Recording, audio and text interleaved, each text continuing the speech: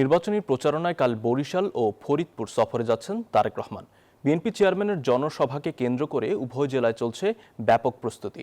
নেতাকর্মীরা বলছেন তাকে এক নজর দেখার জন্য অপেক্ষায় দক্ষিণ জনপদের মানুষ। দলের চেয়ারম্যানের জনসভায় কয়েক লাখ মানুষের সমাগম হবে বলে আশা করছেন উভয় অঞ্চলের নেতাকর্মীরা। এখন চলছে শেষ মুহূর্তের প্রস্তুতি। বুধবার সকাল 11টায় হেলিকপ্টারে বরিশাল পৌঁছাবেন তারেক রহমান। সকাল 11:30টায় তিনি বেলস পার্ক ময়দানে এসে প্রধান অতিথির Bashundhara public school and college 2026 শিক্ষাবর্ষে ভর্তি চলছে বক্তৃতা রাখবেন। দুপুর 1:30টায় তিনি ফরিদপুরের উদ্দেশ্যে বরিশাল ত্যাগ করবেন।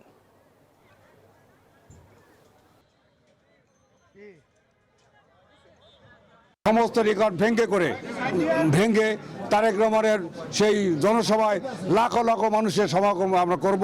এই যে আসতেছেন আমাদের নেতা, আমরা ইতিহাস সৃষ্টি করবো ইনশাআল্লাহ। একটা ঈদের মতো একটা আনন্দ উৎসব হচ্ছে। আমাদের আরও নির্বাচনী মাঠে লোকজন মাঠে আছে, একটা বিশেষ সুবিধা আমাদের রাজনীতির জন্য হবে। তারেক রহমানের জনসভা নিয়ে আরো জানাতে যুক্ত হচ্ছেন সহকর্মীরা। শুরুতেই যাব বরিশালে, সেখানে আছেন সহকর্মী সাইফুল ইসলাম। সাইফুল, বিএনপি চেয়ারম্যানের জনসভা ঘিরে বরিশালে কি চিত্র দেখছেন জানাবেন আমাদের।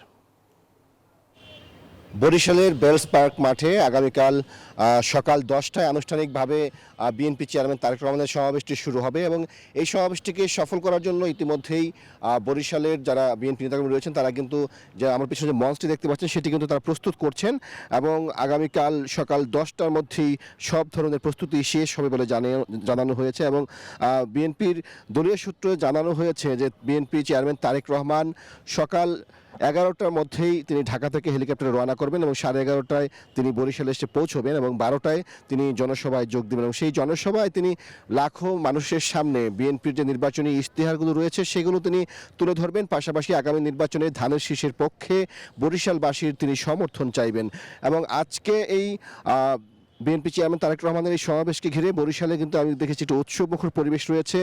নগরীর বিভিন্ন পয়েন্টে কিন্তু নেতাকর্মীরা তারা তারেক রহমানকে শুভেচ্ছা জানিয়ে তারা মিছিল করেছে এবং নানা বর্ণাঢ্য র্যালি কিন্তু তারা করেছে এবং বিএনপির তরফ থেকে জানানো হয়েছে তারেক রহমানের এই সমাবেশে কমপক্ষে 5 লাখ মানুষের তারা সমাগম ঘটাতে চান এবং এই সমাবেশকে ঘিরে কিন্তু আইনশৃঙ্খলা বাহিনী যারা সদস্য রয়েছেন তারাও কিন্তু তাদের যে নিরাপত্তা ব্যবস্থা সেটি জোরদার করেছে।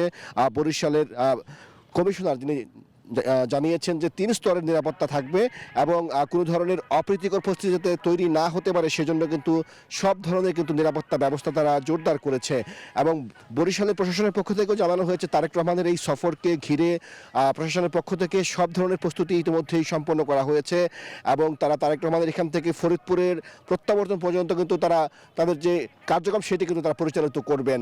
তা আমার কাছে এই ছিল বরিশালের বেলস পার্ক মাঠ থেকে সর্বশেষ। আমাদের আরেকজন সহকর্মী খায়রুজ্জামান তিনি আছেন ফরিদপুরে, আমরা তার সাথে যুক্ত হচ্ছি। খায়রুজ্জামান, আগামীকাল তো বিএনপি চেয়ারম্যান তারেক রহমান বরিশাল থেকে ফরিদপুরের সমাবেশে যোগ দেবেন, সেখানের অবস্থা কেমন এবং নেতাকর্মীরা কি বলছেন?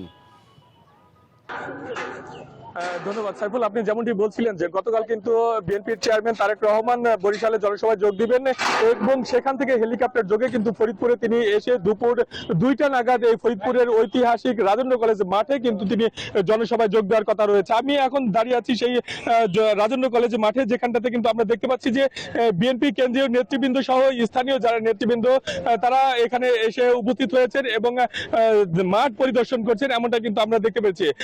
তবে তারেক রহমান যেখানটাতে বক্তব্য রাখবেন সেই জনসভা স্থলের যে স্টেজ সেটি কিন্তু প্রায় শেষ পর্যায়ের যে প্রস্তুতি সেটা কিন্তু আমরা দেখতে পাচ্ছি যে এখানে সবকিছুই কিন্তু প্রস্তুতি শেষ পর্যায়ে রয়েছে। আমরা কথা বলেছিলাম নেতাদের কর্মীদের সাথে, তারা যেমনটি বলছিলেন যে প্রথমবারের মতো যেহেতু তারেক রহমান আসছে সেই ক্ষেত্রে কিন্তু তাদেরকে ঈদের যে আমেজ সেটি কিন্তু তাদের মাঝে বিরাজ করছে, এমনটা কিন্তু আমাদেরকে জানানো হয়েছে। এছাড়া নেতাকর্মী এবং সাধারণ মানুষের সঙ্গে আমরা কথা বলেছি, তারা আমাদেরকে জানিয়েছেন যে বিভিন্ন রাজনৈতিক দল এই ফরিদপুরে এসে কিন্তু বিভিন্ন সময় তাদেরকে আশ্বাস প্রতিশ্রুতি দিয়ে থাকেন, কিন্তু কোনো কিছুই কিন্তু বাস্তবায়নের রূপ নেয়নি, যার কারণে কিন্তু এই ফরিদপুরবাসী অনেকটাই হতাশ হয়ে রয়েছেন। তারা বলছিলেন যে যদি তারেক রহমান এই ফরিদপুর একটি বিভাগ এবং পূর্ণাঙ্গ বিশ্ববিদ্যালয় ঘোষণা করে সেই ক্ষেত্রে মানুষ কিন্তু আরো উজ্জীবিত হবে, এমনটা কিন্তু আমাদেরকে জানিয়েছেন। তো এই ছিল আমার কাছে নির্বাচনী জনসভার প্রস্তুতি সর্বশেষ সংখ্যক। আপনার কাছে সামাদ। সোহাগ, ধন্যবাদ আপনাকে।